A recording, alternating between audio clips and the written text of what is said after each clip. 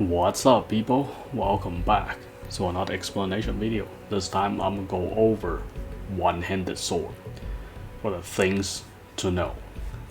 Alright, let's do this, shall we? Okay, so I talked about dual wield not too long ago. I might as well get the one-handed finish as well, because dual wield and 1H are pretty much similar. Like, the similarity on both of them are quite similar. So like I said, there's not much differences, but there are some differences in terms of some sword skills and etc. Obviously, otherwise they'll be dual wield. So other than that, yeah, I'm gonna go over some of the swords you can get, and it's pretty much exactly like dual wield. So I'm not gonna spend too much time explaining what each sword does. So the first thing I want to talk about are the good ones you can have. Like, besides the story, the Night Sky Blade, those are the good ones. They'll get you through the story without too much of talking. Earthshaker will be really good because, like, it is a good sword to pick it up early in the game, especially like if you want to do normal raid. Obviously, the South has the Skyrim. Both of them will be a good 1H for the very early round, and you can get them, and hopefully you'll get them, because I heard the Earthshaker was really hard to get right now. So besides that, yeah, those two swords will be really good when you're starting off the game if you want to use 1H. And if you want to go later game, yeah, definitely try to pick up an Earthshaker with the combat skill if you can. The emergency evade plus, it is such a good buff in this game. Definitely trying to pick it up if it's possible. And the next thing I want to talk about is the Lightwolf. Lightwolf is a good one-handed sword as well.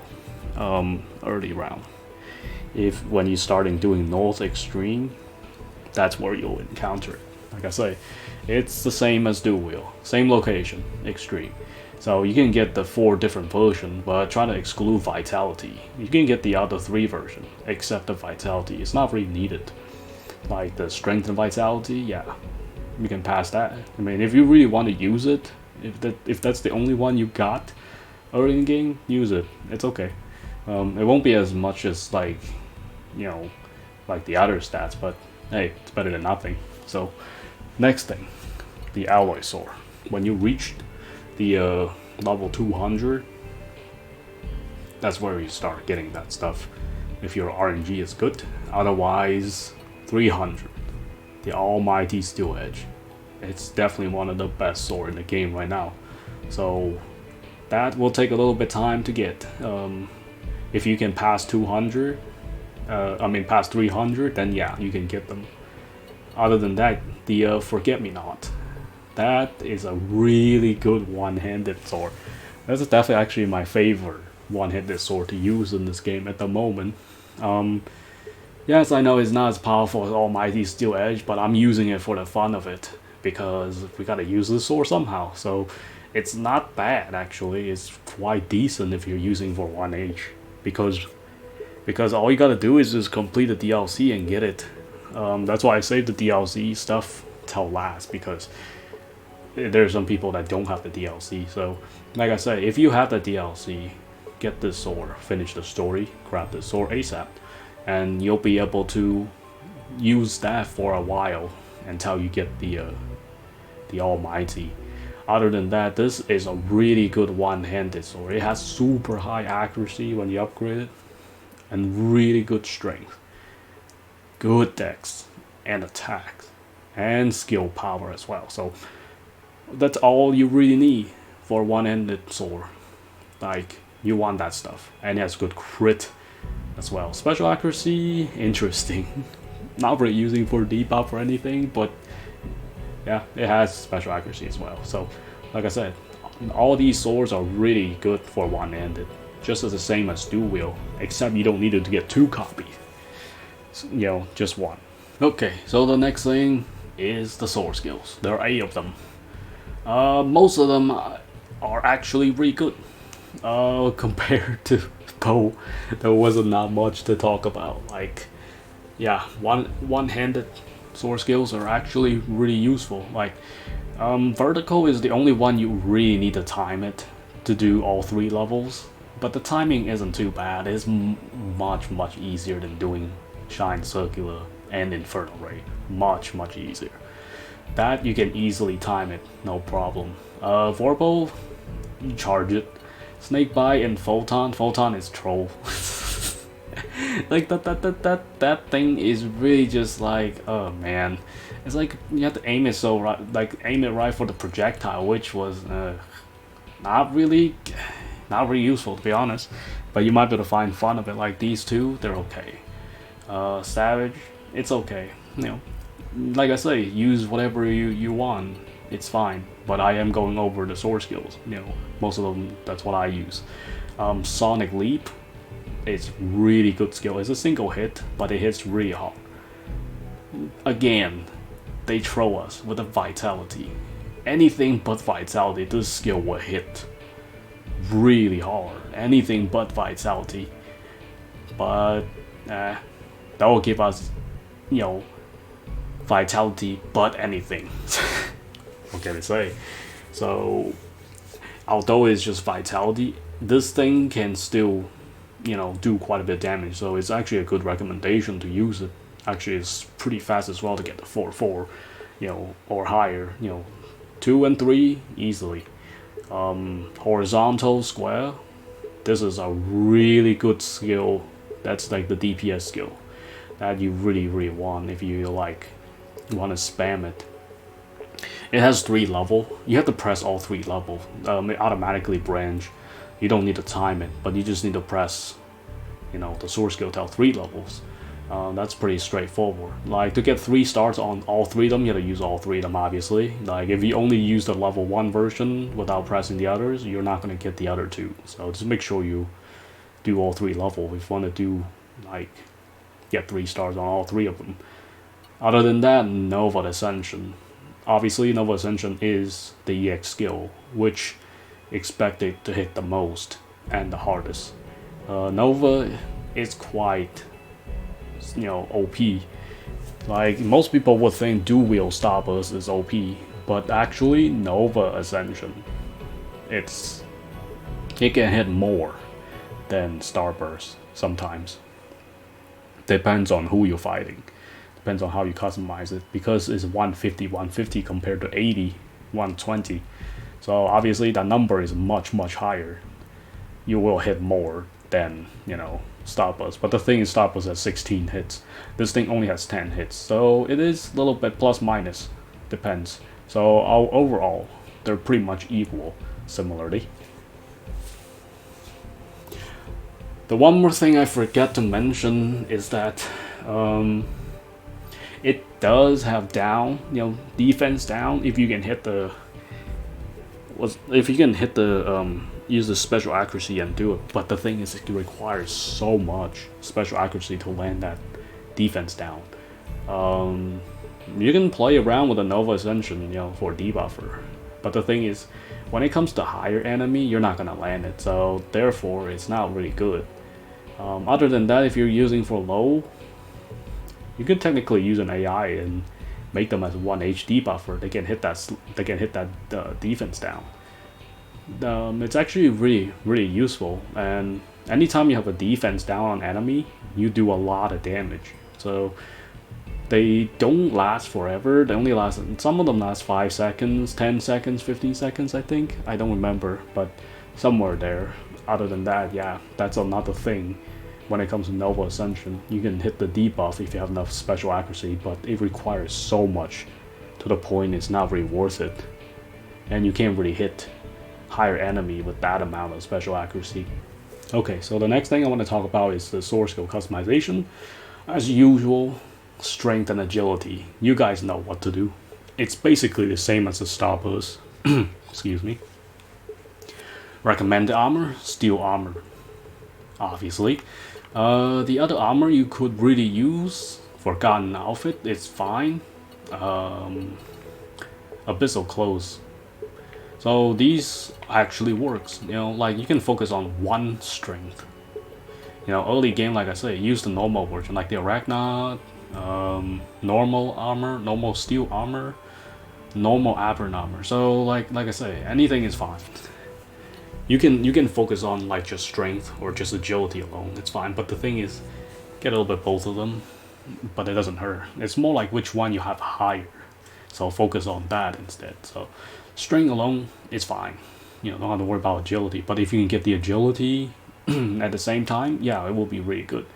Abyssal Ring, as usual, XT version or non-XT version. Ring of Tranquility works fine as well. XT/non-XT. Other than that, like I said, I mentioned a long time ago, the Abyssal Gauntlet, Strength and Agility, XT version. All the other one, like anything gives strength and stuff, etc. So not much to talk about when it comes to strength and agility. It's basically the same as Dual Wheel. Other than that, Sonic Leap, I customize it for the hazard. Although I don't really need hazard, I just needed to hit fast to get to whatever skill connect that I want. But you can swap that off for anything else, or you can use that for DPS if you want. Although it's only mostly vitality, you gotta watch out for that. If you want to customize pure strength, you can still hit pretty hard, but it's not enough. So as for vertical square, I use that just for the hazard. You can use 2 horizontal square, one for hazard and one for DPS. Other than that, yeah, depends how many sword skill you want to get. If you're using 2 same sword skill, then you can only go to 2, so that's the only problem. You need all 4 different skill to go to 3 or above. Other than that, not so much. Vertical hazard, like I say, similarly to the other one, just hazard incarnation. Anything high accuracy, the passive for the Unfreezing Spirit, good to go. Horizontal, it's pretty straightforward. Like I say, strength, dex. Strength and dex, what is it? The Abyssal Ring. So double Abyssal Ring. That's it. That's all you really need to really optimize, make this thing really powerful. You could use, like I say, another option, Ring of Curse. That's really hard to get, but if you can get it, go ahead and use that. This is perfect for the arena with the killing blow on it. Other than that, outside the arena, 2 Abyssal Rings. The XT version of the Abyssal Clothes, the strength and dex. It's perfectly matched. If you don't have that, use steel armor. It works fine. Steel armor works for pretty much anything. So that's the one best thing about having steel armor, is that if you don't have those divine clothes like from they drop, use that instead. Other than that, yeah. When I said that, hazard skill, I don't focus on the adjustment because they're just hazard. They just need to hit. That's why I don't talk about too much about the adjustment. But if you are using that skill for DPS, yes, do have to watch out for the adjustments just in case. If you do want to optimize a little bit more, on what you want to do. Other than that, yeah, that's just the sword skills that I usually run with. And some people run an extra or 2 different, but most of the time 1H you were expecting horizontal and Nova Ascension. Other than that, the other 2 is optional. So like I said, it's your choice.